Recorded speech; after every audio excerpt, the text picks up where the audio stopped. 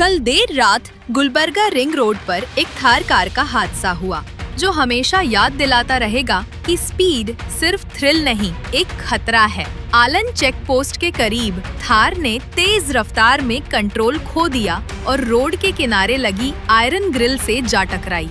टकराव इतना जबरदस्त था कि गाड़ी उल्टी पलटी खा गई और एक आयरन रॉड सीधा थार के अंदर तक घुस गया, लेकिन कोई बड़ा जानी नुकसान नहीं हुआ। सोचिए, अगर जरा सा भी वक्त पर ब्रेक नहीं लगता तो ये खबर एक ट्रैजिक न्यूज बन सकती थी। ये एक्सीडेंट सिर्फ एक वार्निंग नहीं, एक सबक है हर ड्राइवर के लिए। अपनी गाड़ी हिफाजत से चलाओ, सीट बेल्ट जरूर लगाओ और स्पीड का ख्याल रखो।